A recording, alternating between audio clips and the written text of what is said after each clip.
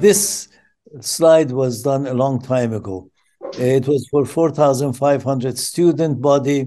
Now it has become 300,000 square feet city, and it's 3 million square feet. In 1991, the Koç family in Istanbul decided to start a new university. Koç family is one of the most prominent and the wealthiest family in Turkey, and probably one of the wealthiest in all of Europe. They produce cars, they produce all the appliances for homes, they have a lot of hotels, and they own a lot of banks. So they invited several firms, including ours, to participate in a design competition. And my response to them was that, I don't participate in a competition that is public. 400, 500 people participate because competitions are very expensive, and you can wind up spending up to $500,000 even more and not winning the project. But this was an invited competition. Okay. So they paid us a little money as a good faith money. And but I told them I would only participate if I see the client and I know who the jury is going to be. And they told me, yes, the client also wants to see you, and these firms that they have invited to participate. So I went to Turkey, and before I arrived before I saw the client representative, who was then nominated as the president of a university that was going to be established. He took me, his name was Mr. Tamer Şahinbaş, a wonderful, wonderful man. He took me to the site. So I went to the site. This is the site on the Bosphorus. And this picture doesn't show it as beautifully as it is. I was really moved when I saw this site, because I was standing in Europe, and across from the Bosphorus, I could see Asia, and I imagined beyond it is my country in Iran. Okay. I was actually quite moved, and I choked up because I hadn't seen my country for a long time. And Bosphorus is a very important place, geography in the world. So immediately, as I was watching this, and I was thinking, this line from Rumi's poetry came to my mind. If you are familiar with Rumi, Rumi says that there was a merchant who wanted to go abroad for business. He tells the members of his family what souvenir do they want for him to bring them. Everybody says something. So everybody says something. And then he had a parrot. The parrot says, aren't you going to ask me? He says, okay, what do you want? He says, the parrot says, I don't want anything from you. But when you are in India, because, parrots come from India, in Iranian literary culture. When you see parrots in the sky flying, tell them, why is it that you are flying and my parrot is in the cage? Okay. He says, okay. So he goes to India, and then he sees a parrot, and he says that to the parrot, and the parrot drops dead. He comes back, and everybody gets their souvenir. The parrot says, did you bring my souvenir? He was hesitant, but he tells the parrot, yeah, I told this message, and the parrot in the sky dropped dead. Immediately, his parrot in his cage drops dead. So he takes the parrot to bury him. And of course, he says a eulogy about this parrot, the like of which I have not read anywhere. It's a masterpiece of eulogy. If you read them, tears will come to your eyes. Anyway, the moment he opens the cage, the parrot flies away. And Rumi, in this eulogy, says a lot of things about the parrot, but this line came to my mind. It says, طوطی مرده چنان پرواز کرد کآفتاب شرق ترکی تاز کرد. The dead parrot winged its flight so fast and so high, like unto the sun of the Orient that rushed unto Turkey land. The sun of the Orient is a very important image in our culture, our joint culture, and in Turkish culture. It refers to this, the sun of the Orient refers to divine sun. Okay. And in the works of the philosopher Sohrawardi, it becomes a very prominent figure. Okay. It refers to the Orient of the West. Okay. The Orient of the West was brought by Goethe to German culture, and it became a very important philosophic concept also, which means that from the Orient of the the Orient of the East, the son of the Turkey, آفتاب شرق,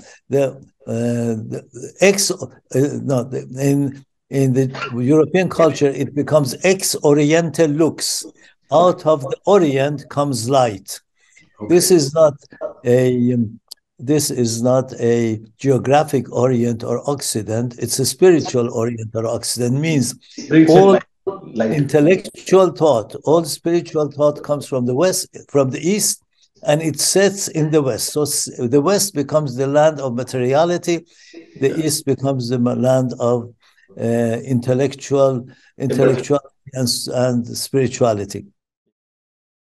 So immediately I thought the symbol of this university should be ex oriente lux. Out of the East comes light. And I thought this was very appropriate for Turkey because this is a university on the Bosphorus, on the border between the East and the West, Europe and America. And Turkey has always been the gateway between the East and the West. Before the Renaissance, all the intellectual thought from the East went to the West, and after the Renaissance, all the intellectual thought from the West to the East. And portal is very important for a university. So immediately I thought that the symbol of this university should be a portal, which I would call it the portal of light, oriented to the rising sun. So then this president took me to the presence of Rahmi Koç, who is the head of the Koç family and industries. They have more than 50,000, many employees in all kinds of industries. And he told me that he has only 10 minutes to see you, because in Turkey, they are saying there are two governments, the government of Turkey and the government of Koç. So I went to see Mr. Rahmi Koç, and he asked me, he said, what do you think of the site? And I told him exactly the experience I'm telling you.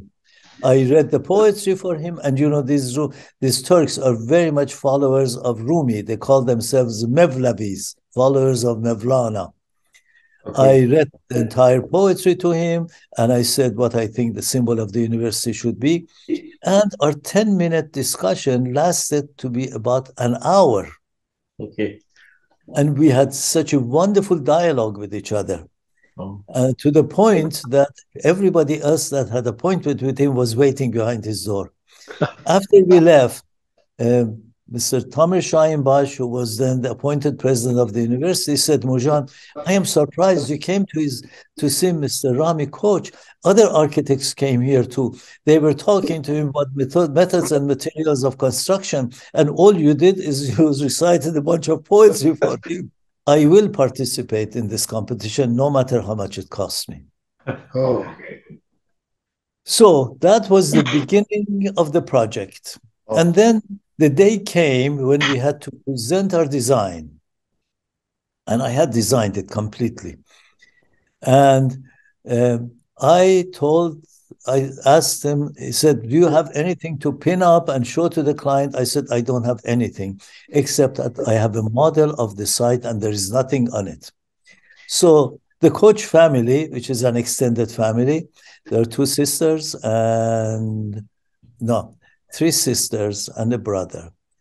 They came with their husbands and their families. They sat down in the front row, and the vice presidents of the company sat in the back row. And I brought my wife with me, and they took my wife and sat next to themselves. And I brought the guy who had worked with me on the model. I had made the entire model of the university. And I showed them the bare site. They were surprised because all the other architects, they had filled the two rooms with a lot of drawings.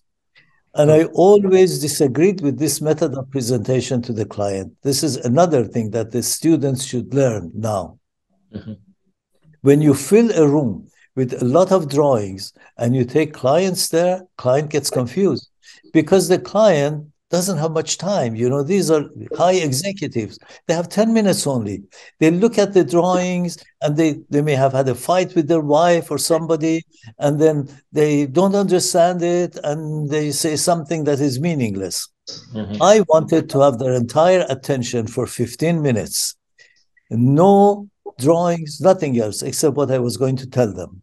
This is pretty much what we did with this guy who had prepared everything was behind me, but there were pins in the model. If I would pull the pin, a part of the model would come out. So I asked him to give me the road. I put a road there, and I again told them about this poem and that the symbol of the university should be a portal of light, but I don't want anybody to see it. Because I've designed a road that comes to it, and I put the road in there, comes to a high point where the Bosphorus is seen. Then I asked the guy to give me pieces, and I started putting pieces. I said, this is the portal of light, this is the library, this is that. The idea of continuous architecture that I told you about. And in 5 minutes, the whole university was built before their eyes. And they understood what I was talking about. Yeah. So my presentation lasted for 10 minutes and it was approved unanimously. Okay. Wonderful. And I show you how I did that. So this is the site, as you see. This is the Bosphorus. Now, I started by talking about the rising sun. Orient. The most important element on this campus is the rising sun. Ex-Oriental lux. Yeah. Out of the east comes light. And this rising sun represents the light of knowledge and the light of wisdom, which is the symbol of the university. Wonderful. And you know, I sent somebody to take a picture of this at the dawn, when the sun rises. This site was a military land. Evidently, they wanted to capture my guy who went to take picture of it because they thought he was a spy. Anyway, we took this picture. And then I showed this road. The first thing I did is that I showed this road that comes to the high point where you could see the Bosphorus. And I said, this is the portal of light. And in the front of it, I'm going to put a big plaza. Again, the important thing is not the buildings, it's the void. And I said, this plaza, the other client, Koç University. Koç is headed by this Koç family, which is the most enlightened family I have worked with. And I remember when they selected me, and I talked to you about Koç University, because Koç University has a big passage from Rumi is what inspired it. And I would tell you about that later. Once they were convinced, Rahmi Koç wrote a circular. Anything that Mozhan does, even if he doodles, it has to be built. Yeah. Because he wanted to place, he is a collector of antiques. He wanted to place something on the courtyard of Koç, one of the courtyards. And he wrote to me, he said, I would not do it if you don't permit me. And this built, it's about 30 years old now. You know what I mean?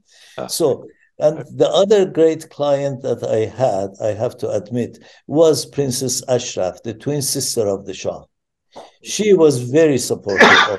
Okay. But unfortunately, that project, my involvement didn't last more than 6 years, and all of that is gone.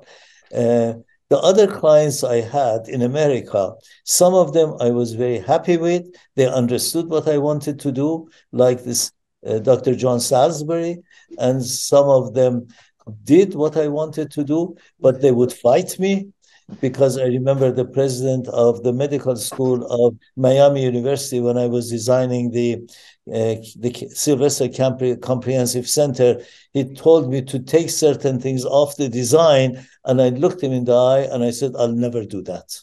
Fire me, you know. But it was built. That was also built. So it all depends. Don't think in Pakistan, I don't think it's exceptional. A lot of clients in America are not very good. Then the reason is that in the past, a great banker, a great university president, he wanted to leave a legacy behind himself. But now it has become so bureaucratic that the people who make decisions, part of these universities, hospitals, and other institutions, are failed architects and engineers who are hired to become the facilities manager. And they are not interested in design. They are interested in showing that they're successful. They brought the project on the budget and on time. So they compromise and they put a lot of pressure on the architects. So anyway, we can talk about that a little later.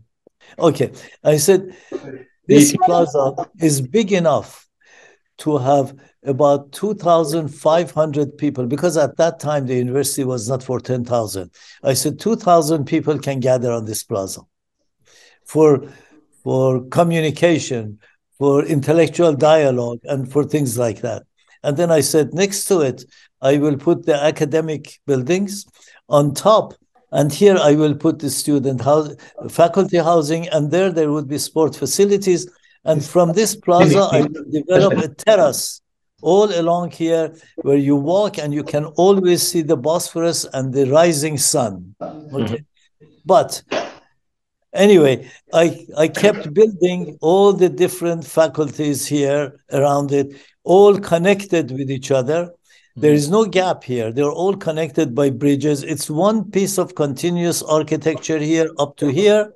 And the only thing that is separate is the student center, which is on this other side.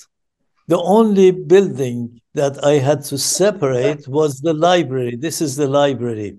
The reason was that the librarian did not want this to be contiguous with the rest of the facility because he said people may steal books, but that story has already changed. And that's the faculty housing, student housing, but because this site is the Rolls-Royce of the sites in Turkey, it took a long time for them to get it. Therefore, the government moved it a little further up here. So we had a new master plan. And then after I built up, I showed them this. I took this model and I said, this is the way it's going to be. And this is the plaza, the main plaza.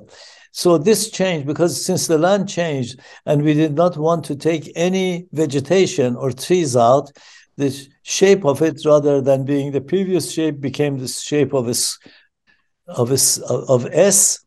This is the portal of light is here. Mm-hmm. This is the main campus, the main space, and these are all the academic buildings on that side, and student dormitories came on this side. So this is the shape. Now, the student dormitories are not connected, are not continuous architecture, and the reason is this: that this land, the academic buildings, this is continuous architecture of interior spaces, and this is the sports facility. The reason the dormitories are separated is because the government was going to take this land from them anytime. And we designed one dormitory as a test, just a sketch. I sketched it. And I sent it to them. When I went to the campus, I saw it was built. I really objected. They said, we had to build it 19 times. They multiplied it 19 times. They said, because if we don't show construction on the site, they'll take the land away from us. They said, so you have to accept that the dormitories would be separated from each other. Other than that, everything is contiguous. And this is the way it's laid on the land, you see. On one side, you see the Bosphorus, and on the other side, you see the Black Sea. Do you see how continuous everything is? Yeah. Nothing is separated from each other. But I did put a tower there as a symbol. When you come from a distance, this is what you see. Mhm. This campus is more consistent to my design philosophy than the Koç University. Yeah, I understand. Because even to date, they don't touch it without my permission. This is the first symbol of the university when you enter. And you enter onto this main space, which they call Koç Meydan or Koç Plaza. And I put a tower there as a symbol of the university to be seen from a distance. This goes through the administration building. You see, nobody divides the administration building into two parts, but I did, and they accepted it. And Hafiz knows that I can convince people to do something I want them to do. All right. And then, but the floor of this, against surface treatment, the floor of this is the sign of the zodiac, the sign of the earth, the 4 seasons. Okay. The ceiling, however, is the representation of Dante's Divine Comedy. Why Dante's Divine Comedy? Because, as I said, the flow of knowledge from east to west was before the Renaissance, from our part of the world to the west, and after the Renaissance was from west to east. And what signifies the beginning of the Renaissance? The Divine Comedy of Dante is one of the early examples that initiated the Renaissance. So there are 2 9-sided stars intermingled, 18, with the middle 19, which represents the voyage of Dante with Virgil to all the levels of heaven, except when it got to the 19th point. Virgil says, that is the realm of love. You have to go alone with Beatrice. And Virgil, according to Divine Comedy, goes to the visitation on the 19th level with Beatrice. So, I had this gilded on the ceiling of the portal of light. All right. You see how it's all, this is the student center. And the student center was a very special one because it was very difficult. I did not want to tamper with the landscape. This is fit into this mountainous landscape. And the student center from here down below to the very lower level is about 4 floors.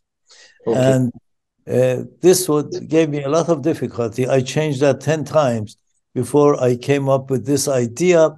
And finally, I got my inspiration from the royal staircase in the Vatican. This is the portal of light. Yeah. The axis is east-west. Everything, that's the golden axis. Everything is oriented to the rising sun. And when I mentioned to you that there are elements that when the architect desires to do, should do it, and it will find its function. This function that you see here with all of these steps and green was not in the program. Okay. I put it there. It cost the client a lot of money. And they said that they wanted to eliminate. But since the family and Rahmi Koç was behind me and he had said everything I designed should be built, they built this. And now it's one of the most important parts of the campus. They hold all of their graduation ceremonies here. This is a place, this is really like the campus common now. It found its own function, although it was not in the program. There is another space I put there, which is important, and the client agreed to build it because they were given direction, everything I designed should be built. See, this is the portal of light. Of course, this plaza is empty, but if you go there, there are full of chairs and tables and musicians. It's very much like Piazza San Marco now. And of course, you still see the Divine Comedy symbol up here. This part is all administrative offices, and that's administrative offices. And I separated it, but it functions well. And over here, I put the boardroom of the university over the portal of light. That's where the direction comes. You see here, this is the library is here. And I kept this edge of the plaza open because I don't want anything to interfere with the rising sun. The rising sun is here. Okay. And I put olive trees. These are all olive. The reason they are not in the ground is because under it, there is a parking structure for several hundred cars under this plaza. These are both library. And this is then it leads from that main plaza, it leads to a lot of courtyards of the School of Business Administration. No building has a name, only courtyards have a name. The sculpture of their founding father, which is the father of Rahmi Koç. This is Vehbi Koç, who donated the money for this university and became a very, very rich man. And I had Hilly, the great sculptor of Boston, designed this piece of sculpture of Vehbi Koç, Lily. And you see, I also used surface treatment. These are all traditional interpretations of mosaic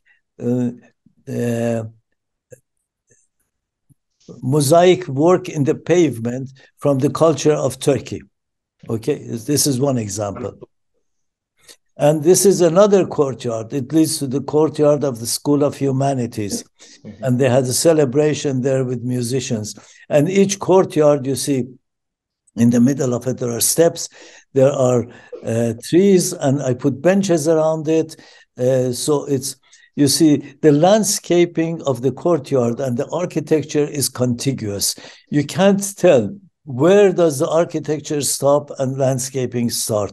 Landscaping start beyond this is a fountain. And then you come up and you come to this area. And around every tree, I have mosaic work of stones that are brought from their tradition from the sea, from Bosphorus, and they lay designs, put them in the form of designs around these trees. Again, do you see the design around every tree? You have that design. Yeah, that's another shot of the courtyard. Yeah. This is myself, my son, and my wife in Koç Meydan.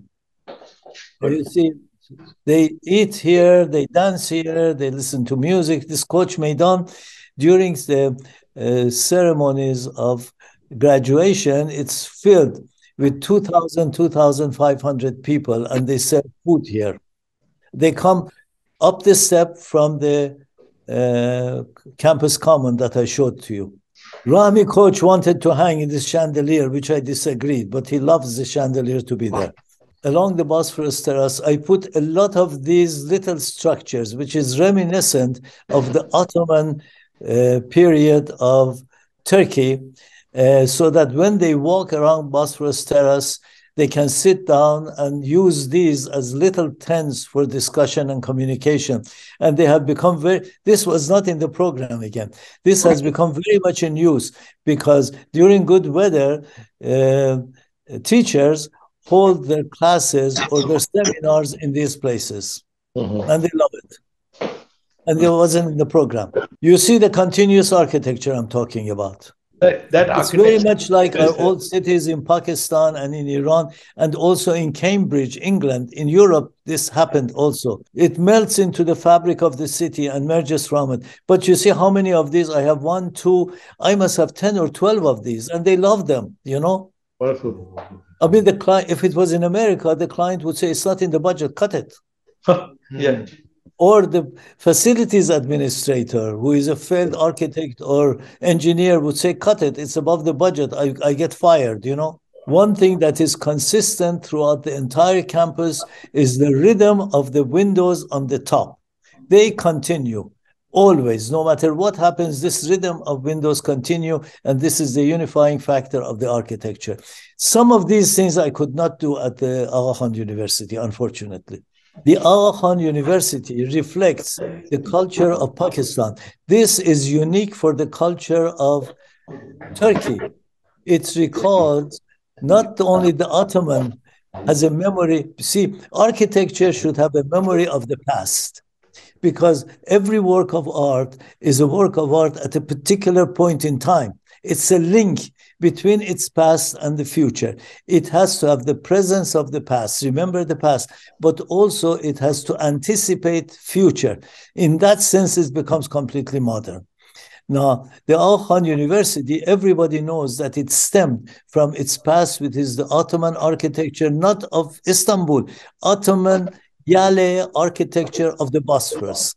Okay. I had my team study for a long time, collect all of the pictures, understand Turkey, understand its music, understand its literature, understand its history, and look at all of the yales, that's summer palaces along the Bosphorus. And I wanted to have a memory of that, okay? Oh, wonderful. And these are the way they lay these pebbles on the pavement. The pool, the reflecting pool in front of the portal of light. And they told me initially, the client representative said, I won't let you do it because it's difficult to maintain. I said, no matter what you'd say, I'm going to do it. And the client was behind me. And to this day, after 30 years, not even one of these pebbles have moved. See, these are the problems that we have with facilities managers in America. Yeah. They are so afraid of their job, they don't let anything innovative or interesting to happen in architecture. Now, another thing I did, usually when you put amphitheater in a university, amphitheaters are separate structures. And I insisted, I don't want anything to be separated from this continuous flow of buildings. And I said, I want the amphitheater to be a contiguous part of it. You see, we put the amphitheater here. It's like part of the architecture of the rest. And main entrances are kind of like that I showed you. But you see, again, this rhythm of window on top continues. The same rhythm of window here. Another building that I put there, and it was not in the design, was this structure. Now, if it was in America, the facilities manager would raise hell. I said, I won't remove it. I like this building there. It has to be there. Lower floor of it has become the foundation hall. Oh. Most of the important events are done there. The marriages, special ceremonies. When I say evokes function, that's what I mean. Oh. If in your guts you feel something has to be built, do it, insist on it, because it will find its own function. Now, the interesting thing I want to tell you is, which I have never experienced before, and I didn't experience with the Aga Khan either, is that this client, the new president of the university, whose name is Umran Inan, a very famous scientist, Turkish origin, they brought from Stanford University to become the president. Some 13 years ago, when the university was built, and I presented it to this new president, who is an amazing man, very positive, very decisive, does everything he promises to do. He looked at the master plan I showed to him. There were many buildings in the master plan that were not built. Mm-hmm. One of them was this future performing arts center. After I explained the design the way I'm explaining it to you, to President Inan, Umran Inan, he got up and he was so interested and so moved by this presentation that he said, Mozhan Bey, they call people Bey, means Mr. Mozhan. Mozhan Bey, you will design all of these future buildings on the campus during my administration. It was Performing Arts Center to the extent of performances by operatic performances. This is very complicated building. Okay. To future addition to gymnasium, to huge parking structure underground, to the entry complex to the campus, all of them. And sure enough, everything is built, everything I have designed. To another 500 graduate university dormitories, to a lot of additions to the faculty housing. And one by one, they asked me to design. And I designed it. Why are they designing something that will be built 20 years from now? He wanted to make sure no other architect would mess up with this campus. This is really very rare. The Aga Khan added buildings as it came on, And when I was gone, you know what I mean? And now that Tom Payet is gone, God knows who is going to add the new buildings. Yeah. But they have all of these designs. They can adjust it in the future, but they all have all the designs and they're building it right now. There is one small piece of land that is left that the president called me and said, I want you to design this one too. After this, there's no open land there. They can't build anything else. So I think for the next 25 years, everything is designed. Okay. So this is going to happen in front of the Portal of Light. This entry plaza is here. Okay. In front of the Portal of Light would be this. Beyond it are the dormitories. And in front of this is the Koç Plaza and the Portal of Light.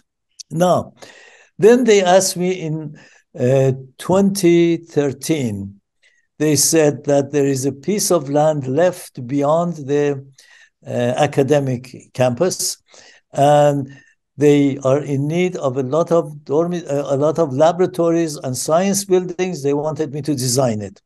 So I designed this. This was the School of Engineering, and I designed it and connected it to the School of Engineering. Again, it becomes continuous architecture. You can walk all the way around. And this is the new plaza. The first plaza is the Koç Plaza, and this is the last plaza, which is a technology plaza. I put a separate building here. This is the only separate building, and I called it Winter Garden.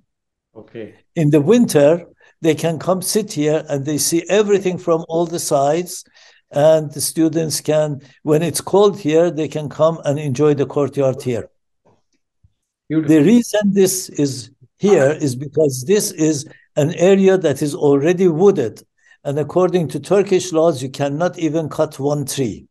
So I turned it around this mound and it became and then there's more behind it. Continuous architecture all the way connecting to the existing. This was the end of it. In 1913, they wanted to add this. And I added that by connecting a bridge to it. And then it goes around in this shape and it stops before this mound. Okay?